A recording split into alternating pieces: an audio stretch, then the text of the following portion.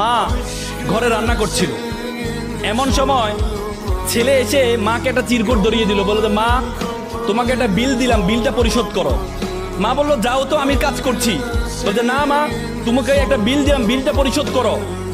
মা কাগজটা খোলার পর দেখলো ছেলে লিখেছে যে মা তুমি রান্না করার সময় বিভিন্ন সময় আমাকে বিভিন্ন জিনিস আনতে বলো, এটার জন্য 100 টাকা বিল।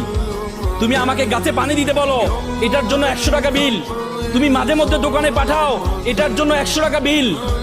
মা এটা দেখে দাঁড়ানো অবস্থা থেকে বসে যায়। বসে যাওয়ার পর বাবা তুমি লিখেছো? বলছে মা হ্যাঁ আমি লিখেছি। বাবা তুমি লিখেছো?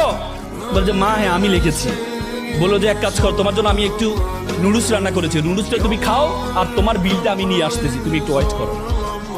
মা একটা কলম নিয়ে সে কাগজের বিপরীত পাঠে লিখলো, বাবা 9 মাস তোমাকে পেটে ধারণ করেছিলাম, জীবনে এত কষ্ট, টানা 9টা মাস তোমাকে আমি বহন করেছি। রাতে ইচ্ছে করতো একটু ডান পাশ হই, কিন্তু ডান পাশ হতাম না। আমার বাবুটা যদি পেটে ব্যথা পায় সেজন্য আমি ডান পাশ হতাম না। ইচ্ছা করতো একটু বাম পাশ হই, কিন্তু যে বাবুকে আমি দেখি নাই তার প্রতি আমার এত মহব্বত, আমি বাম পাশ হতাম না যে আমার সন্তানটা যদি ব্যথা পায়। সেটার জন্য তোমার বিল 0 টাকা। তুমি জন্মগ্রহণ করেছিলে, জন্মগ্রহণ করার পর 2টা বছর যে পরিমাণ ঘুম ভেঙেছে আমার, যে পরিমাণ প্রায় 6 মাস টানা, 6 মাস পরিমাণ ঘুম আমি ঘুমাই নাই আমার সন্তানের জন্য, সেটার জন্য বিল 0 টাকা। তুমি পিঠা পছন্দ করতা, ওই দিন পিঠা রান্না করেছিলাম তোমার জন্য, পরিবারের সকলে পিঠা খেয়েছে। সর্বশেষ একটি পোড়া পিঠা ছিল, সারাদিন কিছু খাইনি, চিন্তা করেছিলাম পিঠাটা খাবো। তুমি বাইরে থেকে দৌড়িয়ে এসে বললাম মা এটা কি অন্য পিঠা, এই পিঠাটা আমি খাবো।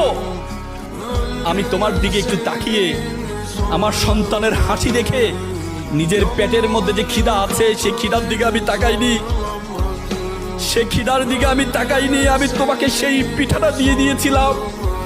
তুমি খাচ্ছ, আমার অন্তরের যে বাসনা, অন্তরের যে ভালোবাসা আমি প্রকাশ করতে পারিনি, সেই বিলের জন্য তোমার জন্য 0 টাকা। সন্তানকে যখন দেয়া হলো, সন্তান এটা দেখে মাকে